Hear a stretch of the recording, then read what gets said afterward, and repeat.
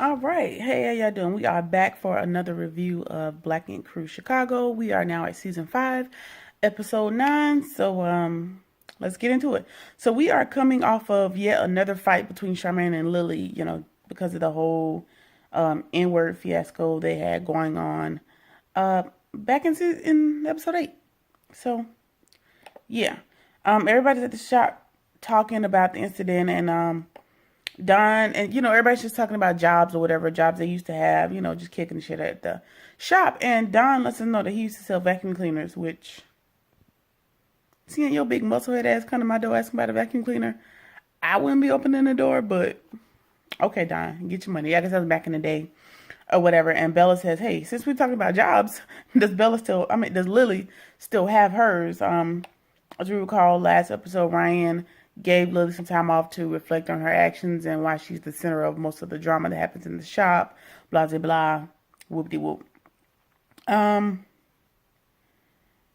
yeah. And Ryan also lets us know that he is not mad at Lily. He doesn't hate Lily. Which I agree. I don't think Lily is racist. I just, I still don't think that gives her means to use the word, but Ryan seems to think he doesn't feel away because she grew up around people using the word, and she grew up using the word. So, you know, I guess it's okay to him, which is whatever. And they're still talking about the SB thing, and just says that they were protecting their own. I don't know what they were protecting because nothing was happening. They were just clowning him, and then it went too far. But I feel like they tried to punk that man, and he let them know they wasn't no punk, and they tried to jump him. Point blank period. All right, so uh, now we're moving on, and we're still at the shop, and Charmaine lets us know she is not only a what does she call herself? A celebrity concierge or whatever her title is, because she don't know how to do tattoos. So whatever her made up title is. So not only is she a celebrity concierge and a VJ on the radio, I think is what they call what other people are that work on the radio in the morning times. She's also an activist, and she strives to be the most woke motherfucker in Chicago, according to her. Okay, girl. So yeah, and sorry, my computer make that noise. But Charmaine also lets us know that their shop is located, she said, a few blocks or not that far down from R. Kelly's studio. And if you saw the expose, the documentary on R. Kelly, what studio I'm talking about in Chicago. I guess they're located not far away from that studio, and she's decided she's going to give a protest outside of that studio. Ain't nobody really championing the cause in the shop. Everybody's just kind of looking at her like, okay, girl, if that's what you want to do. But and she just kind of paints a picture for them, like, what if it was your daughter? I mean, most of them have daughters at this point, and how would you feel if it was your daughter kind of being taken advantage of and potentially being held against her will in some studio, blah blah blah. And Don just gets a standing answer. There wouldn't be no back and forth. He'd just be dead or whatever. So we've all come to the conclusion, like, okay, Charmaine's off a rocker. She's gonna go protest outside our Kelly studio, and nobody really thinks that Lily is racist. She just uses a racist term when she's upset, which I don't know if that's by definition racist, but it's definitely inappropriate. At least, at the very least, it's inappropriate. Oh, I'm shiny. Oh well. So yeah, Lily's still out of the shop, having to think about her actions. The landlord, or the landlord's son, is meeting up with Ryan, and he lets Ryan know that the last time we met, we were being banned from the shop because he supposedly shot bullet holes in the shop last time when he was mad and wanted to leave the shop. However, the landlord was offering him a new space on the second floor, which is much bigger. So I don't know if he's going to have two shops at this point, or if he's going to move everybody to the bigger location, or what. We don't know that. We do later find in the episode that he does agree to take the new space. So I don't know what's going to happen with the current 9 mag. I don't know. All right. We are moving on to Charmaine rushes in and let us know that her and Jean were on the way to the shop, and the cops pulled them over and somehow they knew Junior had a gun in the car, which we later found out he's registered to have. He had all his paperwork, and he had the clip in the center console, which I guess according to them, the clip wasn't in the gun, but it was in the center console, which is grounds for them to take him in for questioning, or whatever. Which, if he's licensed to carry, I don't know Chicago's law, so I don't know if you could stipulate how people carry. If he's licensed to carry, what's the problem? But you know, Charmaine is on this whole everybody's doing everybody wrong these days, so she's championing all the campaigns. She's calling the cops, you know, all types of shit and whatever. She's recording the cops, and they don't want her to record them. And so they haul Junior's ass down to the precinct, and I guess she's let go. And Junior comes in just letting them know, like, you know, cops don't want to see brown people prosper. Blah, blah, blah, whoop de whoop. They were trying to go find Junior, but nobody knew who was at, and that was at the moment that he walked in. So all of that was for naught, because he was already outside. And Ryan, I'm sorry, excuse me, Ryan going on to let us know that the cops pulling Junior over may have been a good thing. Let me know if I'm reading it wrong. He said maybe the cops were pulling you over to see if you were, you know, making sure you weren't no drunk motherfucker out here driving, you weren't DUI and blah, blah, blah, blah, blah, and they just wanted to make sure you were straight. Kind of making it seem, you know, kind of diminishing, is that what, that's the word, kind of diminishing the fact that Junior got pulled over and detained unnecessarily and unfairly, you know, could be based on because he's a brown person. I can't say yeah or nay on that, but based on current times, could definitely be the case. But yeah, Ryan tried to make it seem like they were checking on him to make sure he was straight, as opposed to impeding on his Second Amendment right. Okay, sure, Ryan, whatever. Yeah. So Lily has decided she's doing this art show, art exhibit type thing, letting people know what it's like to be Mexican. You know, just to let people know, she kind of realized that her and Charmaine don't really understand each other, even though Charmaine hates her guts. They don't really understand each other, and nobody, well, I guess people in the shop don't understand what it's like to be a Mexican American. I guess there's supposedly some similarities. I guess there's similarities, whatever. So she gets all emotional about that, and she says that she never used the word nigga in a negative manner, which, from what I understand, Lee, that's the only time you use the word, which would have been grounds for you to get throat punched months ago, but they let it go years ago, matter of fact, because they know you for 3 years. So all that time you've been saying it when you get mad at people, and now it's a cause to be championed. I don't know nothing about that. I would have been checked you before the cameras even showed up, but okay, girl. Yeah. Moving on, and we'll get back into the art exhibit a little bit later. So Van let us know that he apologized to Jen a few days ago, and now he's hired a private chef and flowers, and he's sprinkling looks like yellow roses, which are very beautiful, by the way. You know, pulling out the petals of yellow roses, and him and his daughter talking, and he letting her know, like, you know, I apologize to Jen. She's gonna come over, and I'm still gonna make an effort to get her back, and, you know, be a good man or a good role model, so you can see how men should treat a woman. Blah blah blah. Whoop de whoop. All right, so side note, that apartment was very tiny, very tiny. When Jen rang the doorbell, his daughter went like 2 feet down the hallway to her room, I guess, and shut the door. And then he opened the front door, and the kitchen island was almost being brushed by the front door. So I'm just going to guess, I'm going to assume like Chicago's apartment housing situation is kind of like New York's, and everything is small but overly expensive. We're going to go with that. All right. So Van is trying to sell Jen on the fact that, you know, he wants his daughter to see him be a good man and a good father. And he's also trying to sell Jen on the fact that his daughter loves her and they have a good relationship, blah, blah, blah. He didn't really talk a whole lot about their relationship. He spent a whole lot more time talking about how Jen has affected his daughter's relationship in a positive way. And yeah. So I think that she has kind of took him back after the 6 millionth apology, but they didn't confirm or deny that.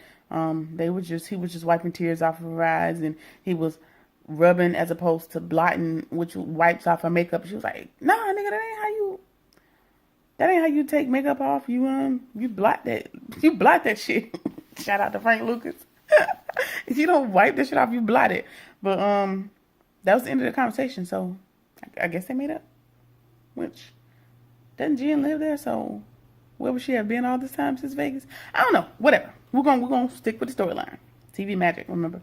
All right. So Ryan decides he's agreed to take the bigger space. I already talked about that. We finally get to this long-awaited protest that Charmaine's a part of, and her and another radio personality. I guess VJ is like an old school term. Whatever. Her and the radio personality lady, they're walking down the street. It looks like there's about 20 people max behind them, and they're walking down the street and, mute R. Kelly, mute R. Kelly. We want justice and we want it now. Doing the little protest type chants, walking down the street. And they're supposedly outside of the R. Kelly studio, which, if you saw the documentary, you kind of know what the outside of the building looks like. And it may be a space where all the buildings look alike. But when they were outside giving their little spiels about how they need to protect women, we need to protect our black women, blah, blah, blah, blah, blah, mute R. Kelly. And, each of them gave their little warm and fuzzy speeches. And then the camera pans to point at the building. So the way I see it is they're not actually in front of the studio. They're probably down the street a couple blocks, because everybody's probably been protesting since this documentary came out, and the police was like, listen, y'all got to cut this shit out. Take it down the street. So I don't really think they were in front of the studio, but we get the visual. We get the imagery you're trying to we get the message. We get the imagery. We get the message. We know what you're trying to say. Yeah? I guess. Okay. At least, let me just say, I'm just glad Charmaine had clothes on and her titties wasn't falling out and her ass cheek wasn't out. That's all I can ask at this point. Okay. All right. So we are moving on, and Lily, this is the day of Lily's Mexican experience art show type of thing. And I think she did a good job. In essence, she was just giving people, the intro is into the Mexican culture, and you get the food and the culture and the beautiful colors and, a lot of the things that's absolutely beautiful about Mexico. But then, you get into the gang situation and the things that cause people to want to flee the country. And, some of the reasons that people want to sacrifice life and limb to get to America. She kind of gives some historical information on that. However, a lot of the instructions were handwritten and taped to the wall, which kind of diminished the whole message to me. Like, if you were going to do an art exhibit, do it artfully. But she did have a lot of like handmade art, and she did a lot of imagery and pictures and of her family, a lot of different things. But that kind of cheapened it for me. But I still got the message. So once you get through the turmoil and the gangs, you have to decide if you want to ride on top of a train, which is, I had no idea that people ride on top of a train to get to America, but that is one way that people flee. You can go through a tunnel, risking being found out by the cartel and instantly killed, or you can try to cross this desert that people try to cross in 114-degree weather, in 114-degree heat. Those are the three options for, trying to navigate their way to America. So there were no choices. Bella looked hella confused at the options, which, Bella, if you're experiencing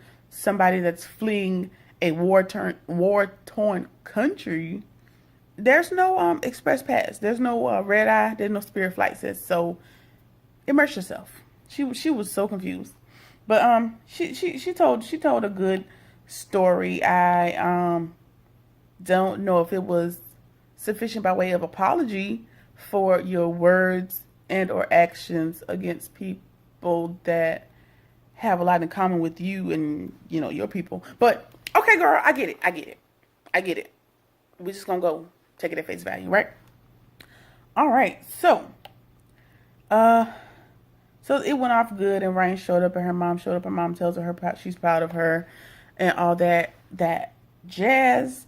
And Ryan lets us know that he's thinking about expanding. He's still not telling us how. Tired of talking about that. All right, so Ford walks in the door. Ryan lets asks Lily, hey, you did a really good job with the exhibit. Do you feel like you can come back to the shop and not be immersed in the bullshit? Excuse me, and not get immersed in the bullshit. And she decides, hey, I've grown. Like I think Lily has grown a little bit this season, and she's kind of removing herself from a lot of stuff. She only got into like one fight this season, I think, as opposed to like 16 in all the other seasons. So she's doing better, and she's decided, like, with the mental state she wants to be in, and she's out there to push her art, and she don't think she'll be able to do that at the shop, so she's not going to come back. So that was very responsible and very wise on Lily's part, I must say. So I was kind of proud of her for that. So Ryan's back at the shop, and who walks in? None other than Four, and everybody's happy. And Charmaine, I'm sorry, Charmaine kind of makes my lip twitch sometimes, but Charmaine decides to run up to Four and jump on him like he was her husband that was deployed to Afghanistan for 6 years. Like, she ran and jumped in the man's arms and wrapped her legs around him and wouldn't get off. It was uncomfortable. But everybody missed Four, and everybody's dapping him up like, where you been, boy? How you feeling? Blah, blah, blah. And, Four was just, apologizing for leaving in the midst of them getting back into the swing of 9-mag. And Charmaine lets her know, hey, don't apologize for getting yourself together. I don't accept your apology because it's not owed to us. Which is correct. I don't think he needed to apologize for stepping back to get his mental in order and to do something that was going to be sound for his mental health. I'm glad he took the time off. He looks refreshed. Looks like he's feeling better. So that's good to see. So next time it looks like Rachel is going to be, that's another one that makes me want to pluck my eyeballs out. Rachel is back. I guess her and Ryan's going to be getting back together. Growth. She just be in and out the show just long enough to get a check, and then she be breaking up with Ryan, come back when she need another check, and break up with him again, child. It also seems like Ryan may be leaving certain people behind, yet again at the old 9-mag, as he decides to expand into the new shop. So we'll see how that goes.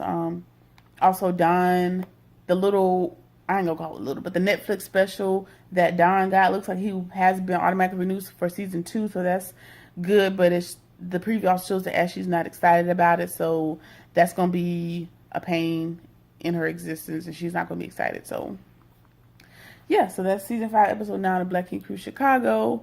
I think we can wrap it up now because some of these episodes are just fillers, and it's a lot to talk about, but this episode was good enough for what it was. So, let me know how you feel about it in the comments, and I will see y'all in the next one.